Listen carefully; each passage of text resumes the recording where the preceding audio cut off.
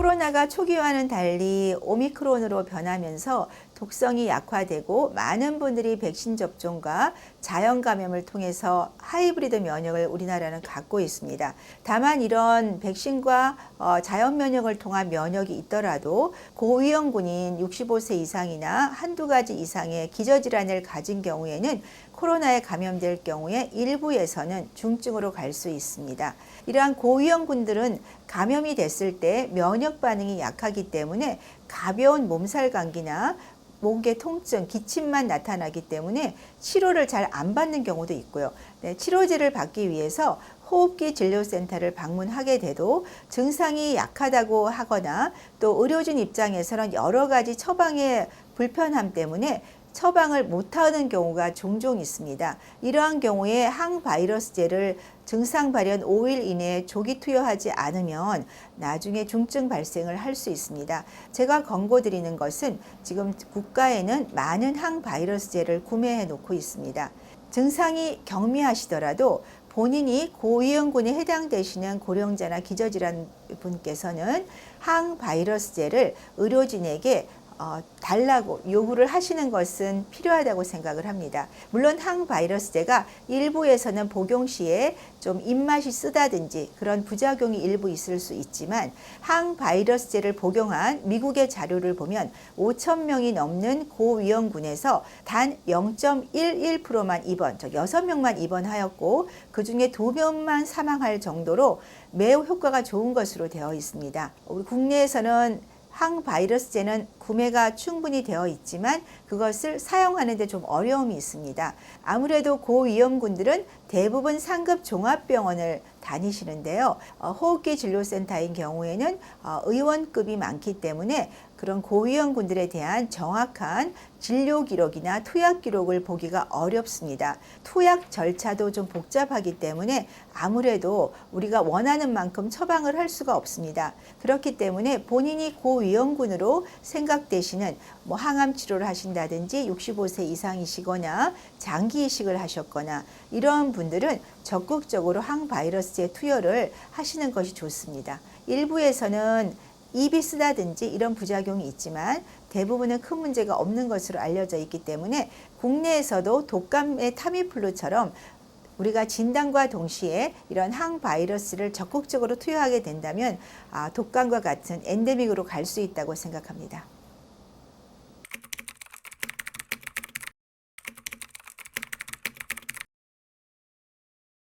네, 코로나가 3년째 들어서면서 다시 재유행을 하고 있습니다. 우리나라는 다행스럽게도 독성이 강한 알파나 베타, 델타가 아닌 오미크론에 대부분이 감염이 됐습니다.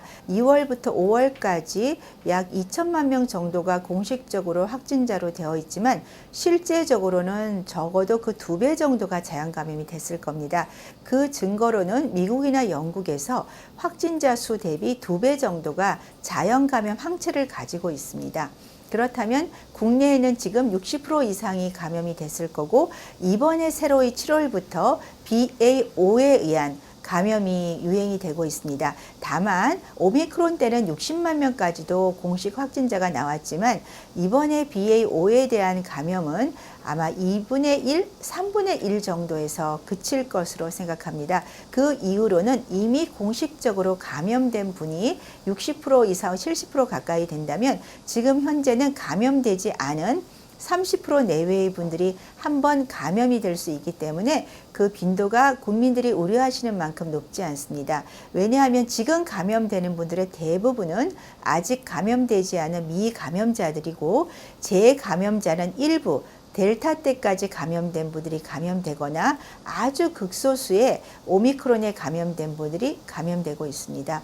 특히나 재감염자들은 건강하신 일반인들은 가볍게 앓거나 모르고 무증상으로 지나갑니다. 다만 해외 연구에서 고령자나 기저질환자들은 1차 감염 때 이미 많은 장기 손상이 있는 상태에서 면역이 약하다 보니 다시 2차 감염이 됐을 때 입원율이 3배, 사망률이 2배라는 보고가 있지만 이 경우는 고위험군에 한정된 것으로 생각할 수 있습니다.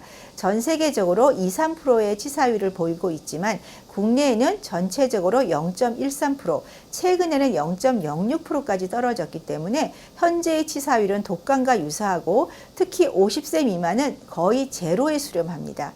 60대 이상의 고위험군에서 일부 치사율이 있지만 이마저도 정부가 적극적으로 항바이러스제를 초기에 투여해 준다면 저는 독감보다도 훨씬 낮은 치사율을 보일 수 있기 때문에 일부 우리가 오미크론이 재유행을 하더라도 여기에 국민들이 너무 걱정을 하실 필요는 없습니다. 코로나가 처음 시작할 때는 우리가 백신도 없었고 감염도 되지 않았습니다. 그래서 백신을 많이 접종하셨고요. 현재 여러 가지 나오는 최근 연구를 보면 자연 감염의 중요성을 알 수 있습니다.